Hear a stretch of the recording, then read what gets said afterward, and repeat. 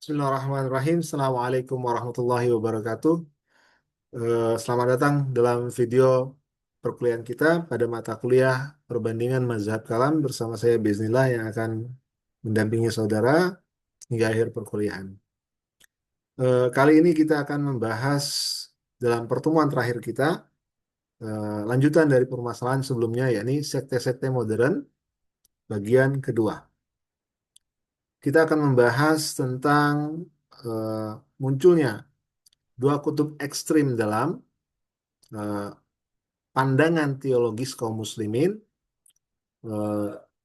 di antaranya adalah Puritanisme dan liberalisme, di mana keduanya dapat dipandang sebagai dua pandangan yang bertolak belakang. Di satu sisi eh, kaum literalis, kaum Puritan berpandangan eh, begitu eh, intens, ya, eh, memandang bahwa teks adalah satu-satunya jalan untuk memahami agama.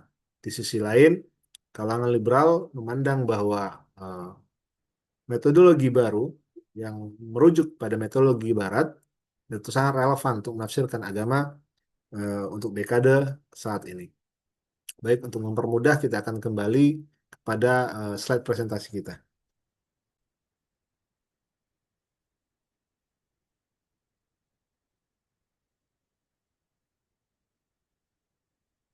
Baik, eh, untuk pada bagian pertama ini kita akan membahas tentang Wahabisme dan Salafisme.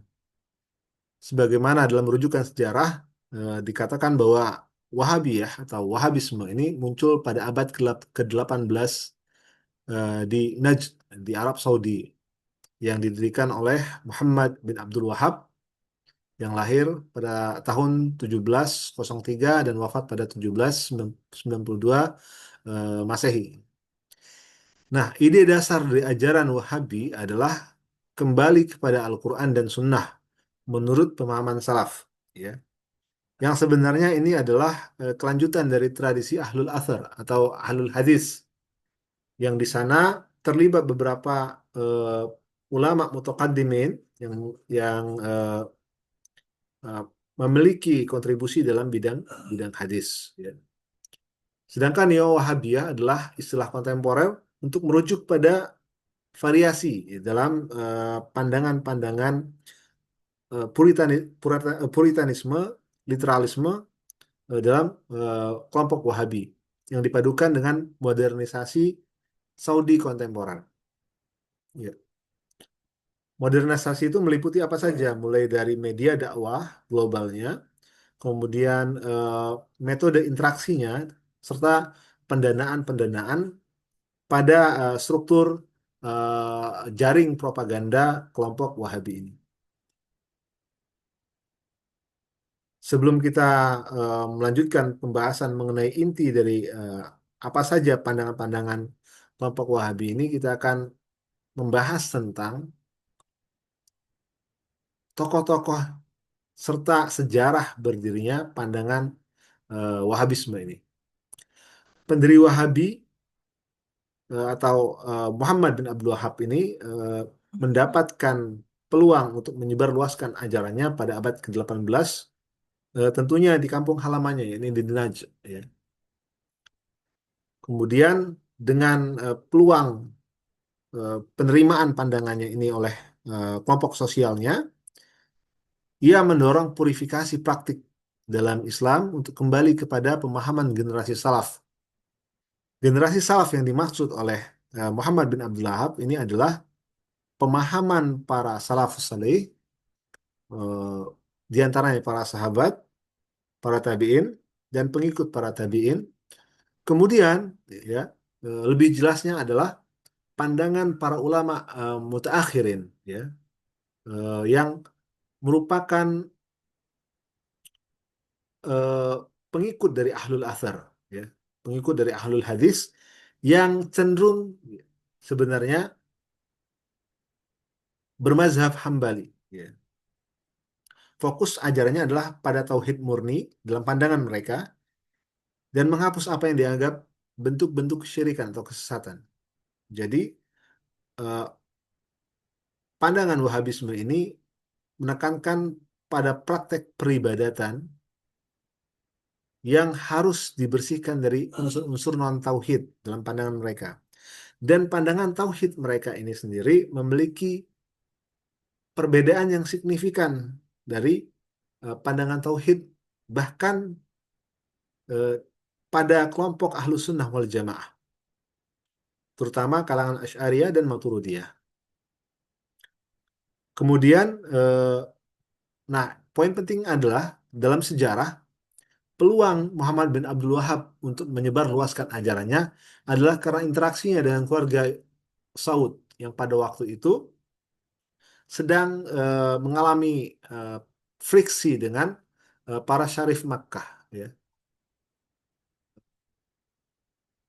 Ketua-ketua suku Saud, ya, pada waktu itu memiliki keinginan untuk menguasai Mekah, ya, melakukan revolusi Arab untuk menggulingkan para asyraf Makkah yang pada waktu itu menaruh loyalitas kepada kerajaan atau Khalifahan Turki Utsmani. Revolusi Arab memberikan peluang yang besar kepada Wahabi, kepada Muhammad bin Abdul Wahab untuk menjadikan ajarannya sebagai dasar-dasar berdirinya kerajaan Saudi. Kita mungkin akan lebih eh, mendalami lagi tentang kiprah Wahabisme ini dalam revolusi Arab, begitu juga dengan dampak-dampak sosial yang dihasilkan oleh gerakan Wahabisme ini.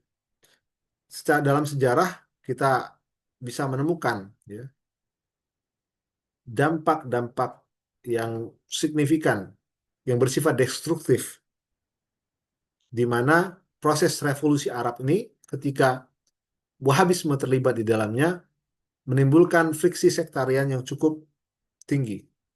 Dalam beberapa literatur sejarah dikatakan bahwa bahkan para eh, tentara Wahabi ini, ya, Laskar Wahabi ini, kelompok-kelompok Wahabi ini sempat melakukan tindakan pembunuhan pada beberapa tokoh-tokoh agama, para ulama di Mekah dan Madinah. Bahkan mereka sempat masuk ke Karbala dan melakukan pembantaian yang menewaskan ribuan orang, ya, baik dari kalangan Sunni maupun dari kalangan kalangan Syiah. Motif utama dari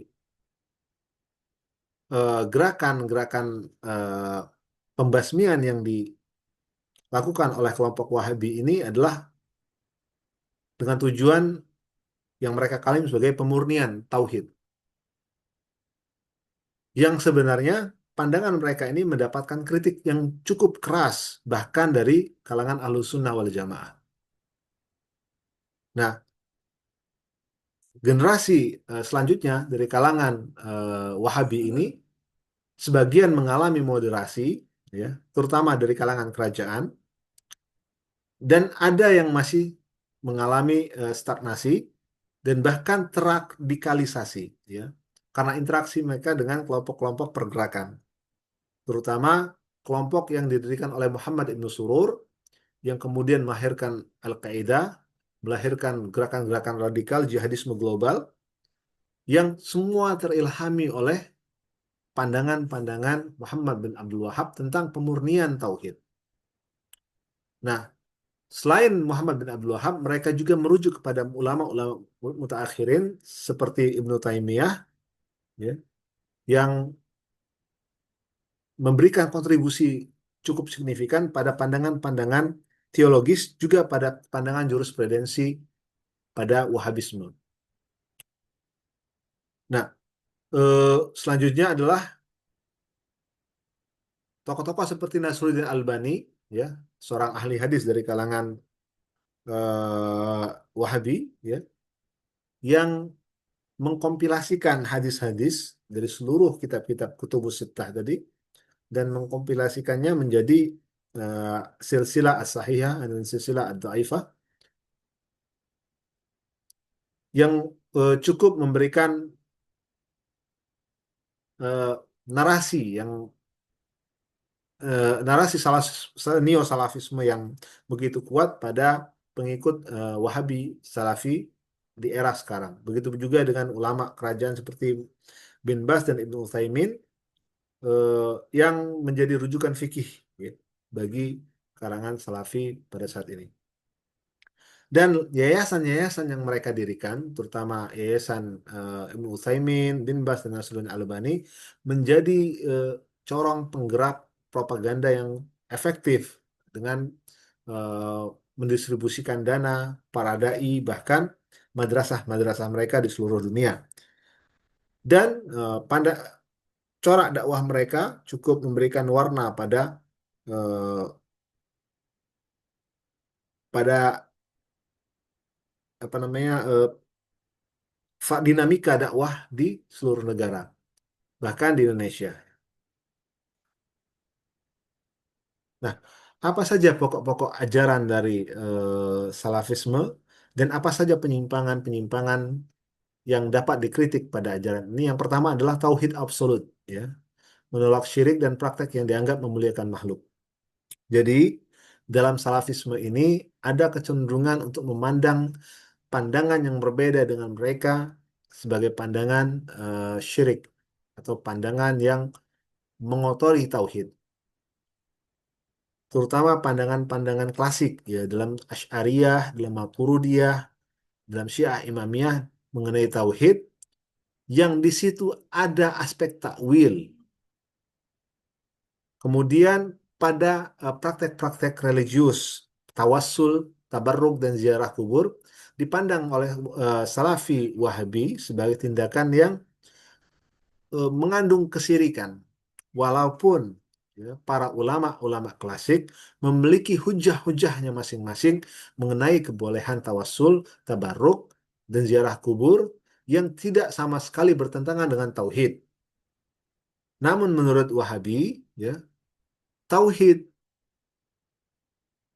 yang bersifat absolut tadi ya tidak dapat dibarengi dengan praktek-praktek yang mengindikasikan adanya penyembahan terhadap objek-objek lain.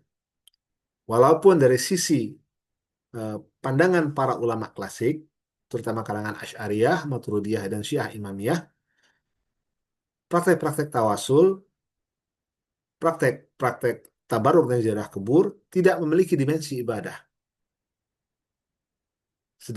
Sedangkan yang dimaksud syirik adalah menjadikan objek ya selain Allah Subhanahu wa taala sebagai tujuan dari ibadah.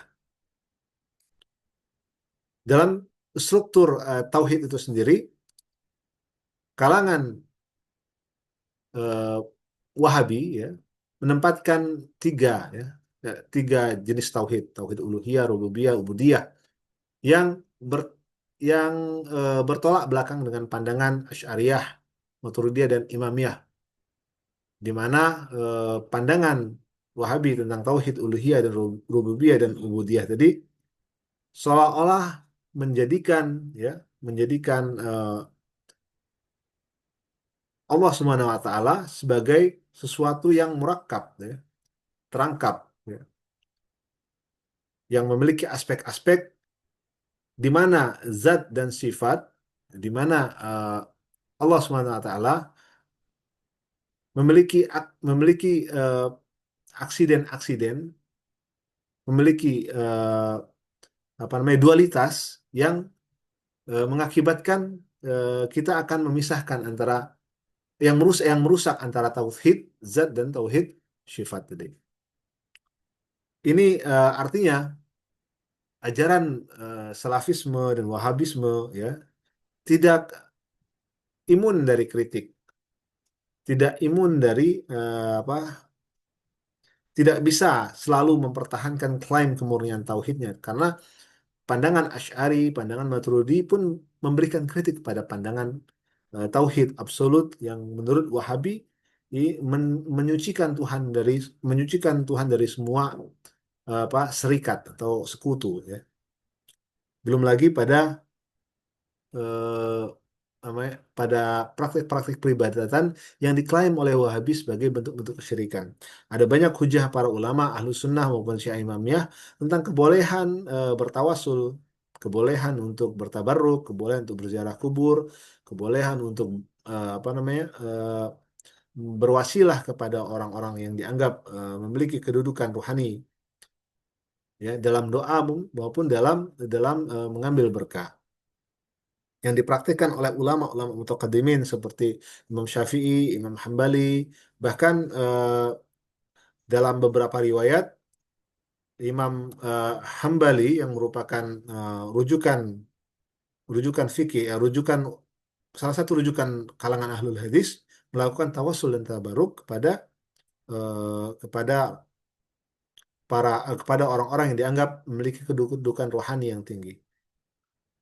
Selanjutnya penolakan terhadap taklid. Ya, nah ini pandangan yang merupakan pandangan inti mereka. Oleh karena itu di beberapa negara di Asia Barat untuk menutupi eh, siap posisi mereka sebagai pengikut Wahabi, mereka menggunakan istilah lain.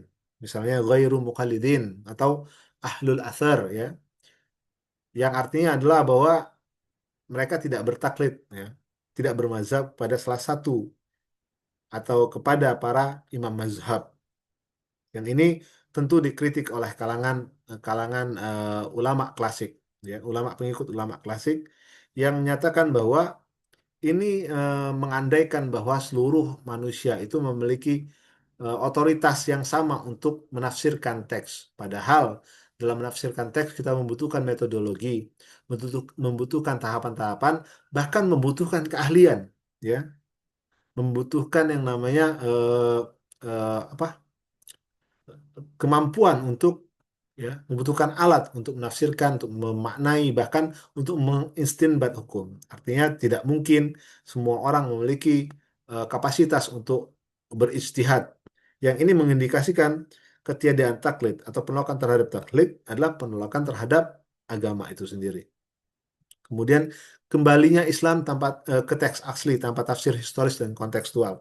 Nah, ini yang menjadi kecenderungan salah satu kecenderungan Wahabi yakni Zahiriyah ya, yang eh, yang berusaha menerima semua teks secara zahiriyah dengan menutup semua pintu-pintu takwil atau pintu tafsir bahkan menolak penafsiran-penafsiran historis dan kontekstual. Artinya tidak memberikan peluang kepada akal ya, kepada nalar untuk menafsirkan teks-teks yang ada dalam khazanah keislaman. Selanjutnya penekanan pada sunnah dan hadis-hadis secara literal. Oke. Ada banyak sekali kasus tentang metode beberapa poin-poin penafsiran ini yang tersebar dalam masyarakat, baik di masyarakat awam maupun di madrasah-madrasah mereka sendiri dan terlalu sempit untuk dibahas di sini. Tapi kita akan memberikan kesimpulan yang sangat umum tentang apa saja yang menjadi titik penyimpangan dari pandangan mereka. Yang pertama adalah literalisme ekstrem, ya. Literalisme ekstrem ini memandang bahwa seluruh teks harus dimaknai secara apa adanya, secara zahiriah. Dan ini tentu saja mengabaikan usul-usul utama dalam prinsip-prinsip eh, pemahaman terhadap teks, baik itu secara akidah maupun hukum-hukum fikih. Dalam hal yang paling signifikan bahayanya adalah mengabaikan konteks maqasid syariah atau tujuan-tujuan hukum Islam. Artinya eh, dalam fikih dikenal bahwa hukum itu memiliki hikmah dan memiliki tujuan. Oleh karena itu kita harus eh, memahami teks, bergerak dari teks yang satu ke teks yang lain untuk memahami tentang eh, memahami tentang apa tujuan sebuah hukum diterapkan dan bagaimana menerapkannya. Nah, literalisme ekstrim mengabaikan ini. Mereka menganggap bahwa sebuah teks harus difahami sebagai mana adanya sehingga tidak memiliki peluang untuk ditafsirkan dalam bentuk apapun. Bukan hanya dalam perkara hukum fikih, tapi dalam perkara akidah. Literalisme ekstrim ini bisa berujung pada keyakinan antroposentrik, di mana antromorphism, tajsim ya, mujassimah ya, memandang bahwa Tuhan memiliki fitur-fitur yang dimiliki oleh makhluk ya, seperti posisi, kedudukan, keadaan, bahkan sifat-sifat ya, bahkan arat ya atau aksiden-aksiden yang dimiliki oleh makhluk. posisi literalisme ekstrim ini juga ya dikritik oleh kalangan ulama klasik ya, terutama dalam hal penolakan terhadap takwil.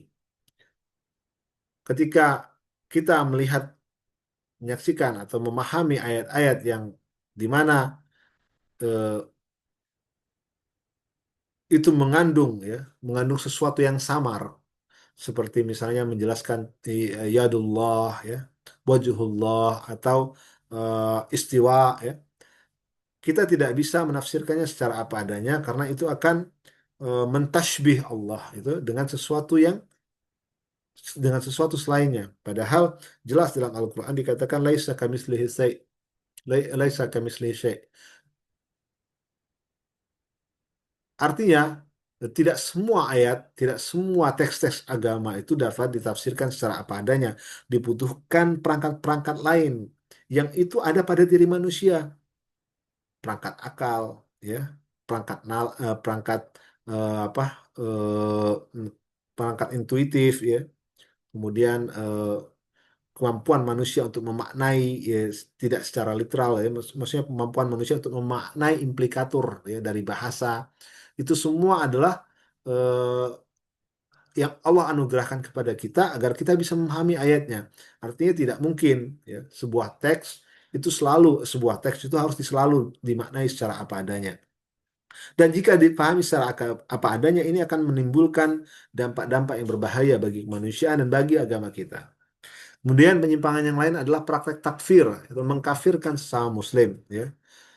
Menganggap muslim lain kafir tanpa landasan maqasid, ya. Bahwa jika orang bertentangan dengan pandangannya, maka ia kafir. Dan ini dipraktekkan oleh para ulama mereka, baik yang mutaqaddimin bahkan yang mutaakhirin.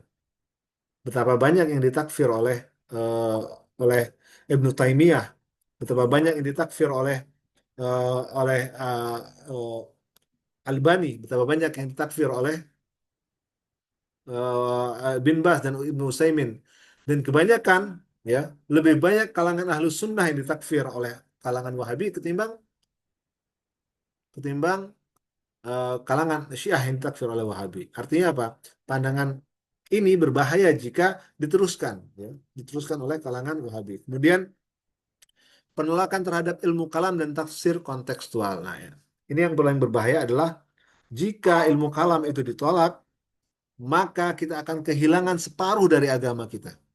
Karena seluruh teks-teks agama yang tersebar, baik di Asia Barat, Asia Tenggara, bahkan di Arab itu sendiri adalah khazanah dari ilmu kalam. Kita bisa melihat pada karangan An-Nasafi, ya, pada At-Taftazani, bahkan kalangan Asy'ariyah itu dipenuhi oleh argumen-argumen ilmu kalam.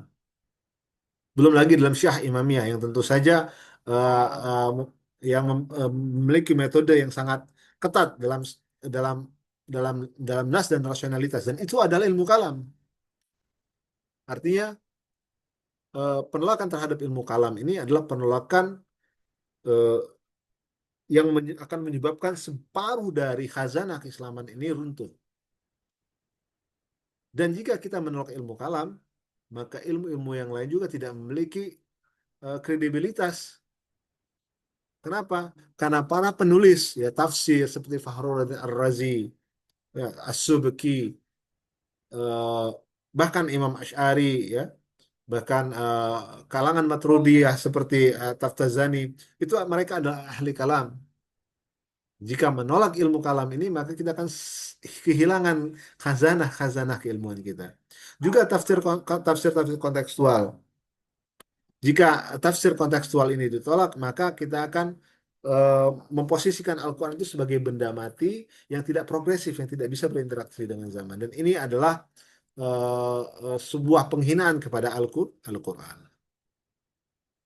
Nah, selanjutnya titik lain, ya. Kalau tadi kita membahas puritanisme atau literalisme ekstrim, kita akan membahas ya rasionalisme atau westernisasi ekstrim yang menganggap bahwa teks itu tidak memiliki otoritas sama sekali di hadapan manusia.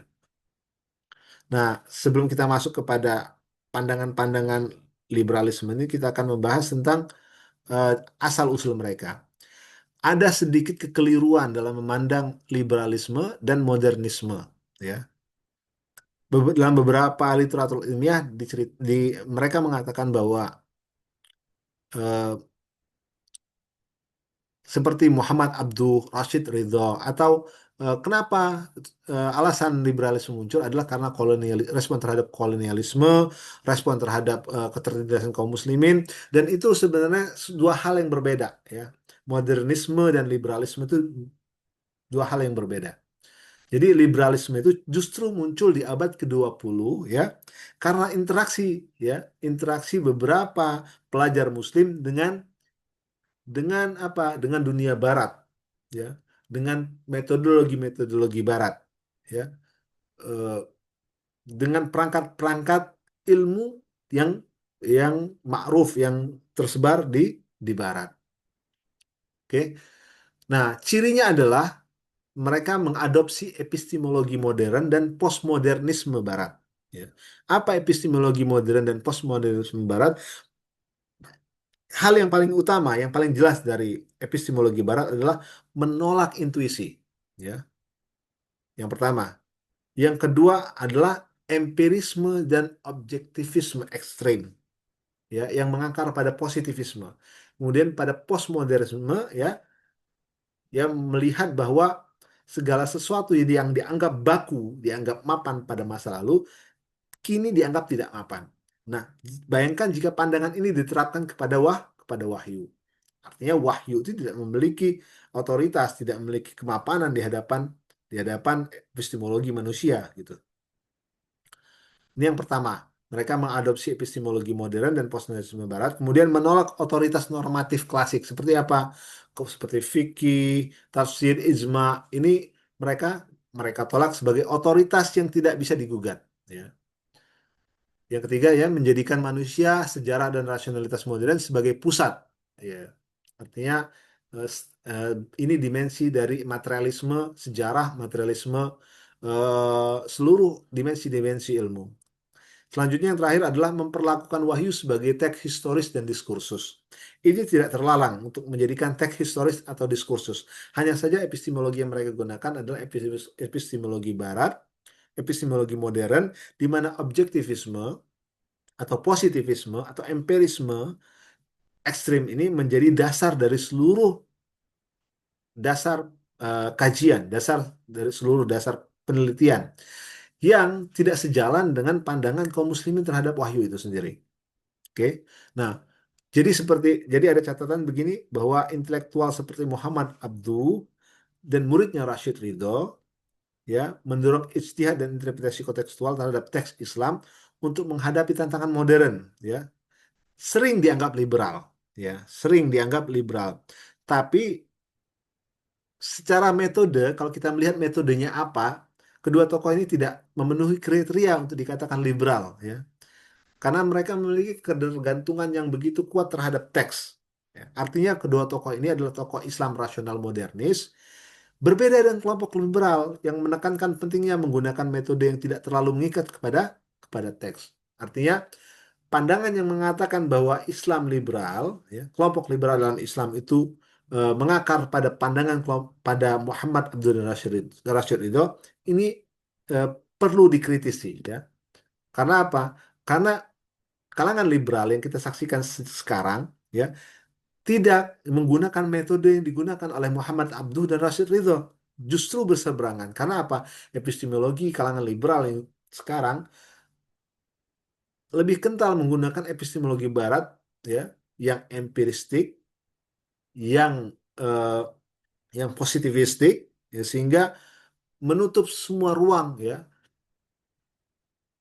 menutup semua ruang pada klaim-klaim transenden, ya, klaim divine, divinitas, ya. Jadi mereka menolak adanya divinitas dalam dalam wahyu, dalam teks-teks Islam pada saat ini. Itulah kenapa kritik yang mereka lakukan, ya, tidak dibatasi, ya, tidak dibatasi, ya. Mereka memposisikan wahyu hanya sebagai dokumen sejarah, sehingga bisa saja dikritik atau diteliti dari seluruh aspeknya, tanpa melihat adanya suatu divinitas di dalam wahyu tersebut. Nah, siapa saja tokohnya? Nah, di sini kita ada Fazlur Rahman, Muhammad Arkhon, Nasr Hamid, Abu Zaid. Sebenarnya banyak sekali ya. Tapi ciri mereka sama. Yang pertama itu menganggap bahwa moral dari Al-Quran itu abadi. Ya. Tapi hukum-hukum Al-Quran itu sifatnya historis. Jadi memisahkan antara moral Al-Quran dengan hukum-hukum Al-Quran, ya, dan memberikan definisi yang berbeda padanya. Gitu. Kemudian Muhammad Arkun ya melihat bahwa tidak ada Islam yang murni. Kemudian bahwa Al-Quran itu teks historis. Dan mushaf yang kita miliki sekarang ini adalah hasil dari kekuasaan gitu. Kemudian fikih adalah ideologi, bukan wahyu. Selanjutnya Nasr Hamid Abu Zaid yang memandang bahwa wahyu itu adalah budaya, adalah bahasa yang diciptakan oleh budaya. Maka Al-Quran itu sendiri secara esensial ya tidak stabil. Dan tafsir klasik adalah alat dominasi sosial. Nah, kalau kita rinci di sini, ada satu kesamaan yang mereka miliki bahwa melihat Al-Quran itu adalah dokumen historis yang tidak memiliki ya divinitas, ya, tidak absolut. Kemudian bahwa apa yang dihasilkan Al-Quran termasuk dari sisi hukum, ya, akidah, akhlak itu semua bersifat eh, tidak tetap, ya. Karena ia merupakan sesuatu yang dilahirkan oleh proses budaya. Nah, di abad 21 ini kita ada beberapa nama terutama di kalangan kita, ya, seperti Mun'im Sirri, kemudian Sumanto Al-Qurtubi, Ulil Absar Abdullah dan banyak lagi, ya. Tidak sebut satu persatu namanya karena waktu kita juga terbatas. Pokok pikiran mereka sama bahwa wahyu bersifat historis dan diskursif. Syariah adalah produk sosial dan zaman. Akidah itu bersifat subjektif. Tafsir itu bersifat plural dan relatif sehingga tidak terbatas. Dan ulama tidak memiliki otoritas khusus.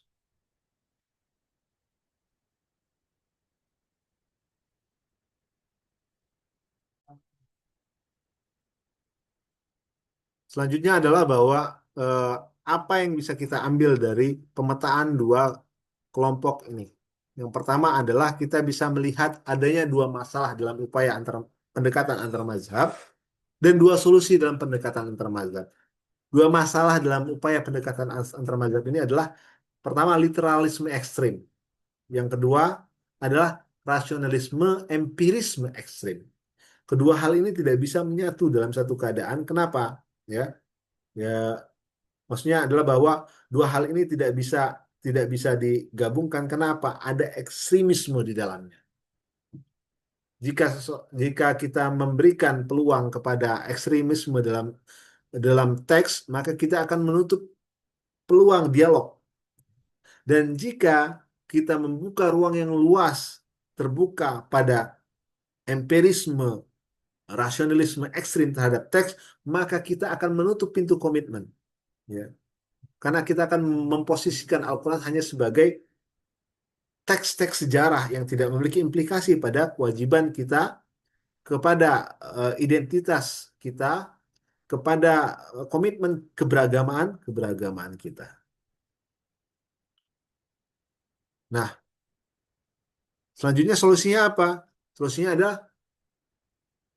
rasionalisme yang didasarkan pada komitmen yang kuat terhadap teks, ya, dan tekstualisme yang memberikan ruang bagi akal. Artinya kedua hal harus berimbang dan pintu masuknya apa? Pintu masuknya adalah metodologi. Dan ya, sebenarnya ruang ini sudah difasilitasi oleh para ulama-ulama kita, baik dari kalangan Ahlus Sunnah maupun di kalangan Syiah. Para ulama Ahlus Sunnah yang melakukan pendekatan teks kepada pendekatan akal, pendekatan rasional terhadap teks, ya, namun memiliki ketentuan-ketentuan khusus terhadap teks itu berbilang banyaknya, ya. terutama kalangan para ulama dari kalangan Ahlus Sunnah yang merupakan ahli kalam, bahkan ahli tafsir, bahkan ahli hadis, bahkan para penubuh usul fikih. Begitu juga para ulama Syiah yang memiliki karya-karya keagamaan, karya teks-teks eh, apa eh, ilmu-ilmu agama yang menempatkan ya akal sebagai salah satu instrumen untuk memahami teks. Yang kedua solusinya adalah tekstualisme yang memberikan ruang bagi akal. Ya. Artinya teks ada, nusus begitu banyak di antara kita. Kita perlu menukilnya, ya. Namun untuk menukil teks tentulah membutuhkan rasionalitas. Namun rasionalitas ini harus dibarengi dengan penetapan-penetapan, memberikan batasan-batasan sehingga dia tidak juga mengkooptasi penafsiran, ya. Jadi kita harus melihat adanya divinitas pada teks dan juga pada akal. Nah, dengan begitu kita bisa ya melejitkan, memprogresikan pendekatan antar mazhab ini karena apa? Jika ya jika seluruh penganut mazhab ini rasional dan memiliki komitmen terhadap teks, maka kita akan menemukan suatu komunitas agama yang menjadikan nilai-nilai insaniah itu sebagai indikator utama keberagamaan. Kebanyakan orang beragama ya namun kehilangan kemampuan untuk merasakan nilai-nilai insaniahnya adalah karena dia lebih dahulu kehilangan sensitivitas kemanusiaannya terhadap teks, ya. Atau bahkan ketika dia menjadi dominan, ketika dia merasa bahwa dirinya lebih superior. Karena apa? Karena dia mampu untuk berpikir, memecahkan masalah, ya, sehingga tidak memiliki komitmen terhadap agama. Dua hal ini adalah kubu ekstrim di mana eh, menjadi jalan bagi seseorang untuk bersikap ekstrim, ya. Kalau tidak dia menganggap orang lain kafir, orang lain berbeda dengannya kafir, maka ya bisa jadi dia akan menganggap orang lain bodoh dan bukan manusia. Dua-duanya ini adalah kutub yang ekstrim. Jika rasionalitas dan komitmen terhadap teks ya menjadi inti dari keberagamaan, maka kita memiliki peluang yang luar biasa untuk melakukan pendekatan antar mazhab. Nah, kenapa kita perlu melakukan pendekatan antar mazhab? Karena kita memiliki argumen umum, ya, argumen utama yang jelas-jelas tidak bisa ditolak bahwa Islam mengajarkan ukhuwah. Ini satu hal yang tidak bisa kita tolak, baik ukhuwah Islamiyah maupun ukhuwah insaniyah. Yang kedua adalah perbedaan pendapat ya adalah rahmat jika dikelola dengan secara ilmiah. Karena apa? Dengan keberagaman pandangan tadi, inilah yang menjadi apa motor bagi lahirnya berbagai karya dalam dalam khazanah kaum muslimin. Karena kalangan ahlul hadis mengkritik ahli kalam, maka ahli kalam membuat kitab-kitab mereka lebih berinteraksi dengan teks. Karena ahli kalam mengkritik ahli hadis, maka ahli hadis membuat metode agar mereka menemukan teks-teks ya yang dapat dipercaya. Artinya pengembangan-pengembangan intelektual ini lahir karena apa? Karena adanya interaksi dua hal yang berbeda yang berusaha untuk berdialog. Kemudian persatuan umat mencegah fitnah, kekacauan dan fragmentasi sosial. Dan ini adalah argumen yang paling kuat bahwa perdamaian itu lebih utama, ya. Persatuan itu lebih utama sehingga kenapa? Ya, karena karena amniah itu dibutuhkan agar semua orang bisa melakukan tazkiyatun nafs, ya. Nah, untuk mencegah fitnah, kekacauan dan fragmentasi sosial itu wajib, maka ya, maka hal yang lebih utama dari itu pun wajib, ya. Artinya persatuan itu wajib karena apa? Mencegah fitnah, kekacauan dan fragmentasi sosial itu adalah hal yang wajib, ya. Menjaga keamanan itu wajib agar setiap orang punya kesempatan untuk mengembangkan dirinya. Dan ya, dan tentu saja dari dalil-dalil agama baik dari Al-Quran maupun Sunnah ya, dikatakan innamal mu'minuna ikhwatun faslihu baina akhawatkum wattaqullahu la'allakum turhamun ya. Sesungguhnya orang-orang mukmin itu bersaudara karena itu damaikanlah antara keduanya dan bertakwalah pada Allah agar kamu mendapatkan rahmat. Al-muslimu akhu lil muslim la yazlamuhu wala yakhazu wala yakhzalahu ya. Seorang muslim itu adalah saudara bagi muslim yang lain, tidak menzalima, tidak boleh menzaliminya dan tidak boleh membiarkannya dizalimi. Ya, ini dari eh, Sahih Bukhari. Adapun dari hadis-hadis dari kalangan Syiah dikatakan bahwa an Nabi Abdullah yang alaihi salam qala innamal mu'minuna ikhwatun banu abin wa ummin ya. Wa iza daraba ala rajulin minhum irqun sahira lahu akhirun. Dari Abu Abdullah alaihi salam beliau bersabda, sesungguhnya orang-orang mukmin itu bersaudara, putra dari satu ayah dan satu ibu. Jika salah satu urat dari mereka dipukul, ini merasakan sakit, maka yang lain akan ikut terjaga dan tidak tidur karenanya. Artinya seluruh mazhab baik kalangan Sunni maupun Syiah itu menekankan bahwa persatuan itu lebih utama. Ya. Artinya eh, bagaimana membangun persatuan ini? Yakni dengan melazimkan metode rasional dan eh, melazimkan apa namanya metode rasional yang mengikut sertakan teks ya, kemudian melazimkan ya pembahasan teks yang membuka peluang bagi akal tadi, rasionalitas tadi, untuk terlibat dalam pengembangan khazanah kaum muslimin. Baik, itulah pembahasan kita kali ini. Mudah-mudahan bermanfaat. Ini adalah sesi terakhir dari pembahasan kita. Mudah-mudahan memberikan eh, insight yang cukup ya kepada para mahasiswa. Semoga kita akan bisa bertemu lagi di pertemuan selanjutnya. Assalamualaikum warahmatullahi wabarakatuh.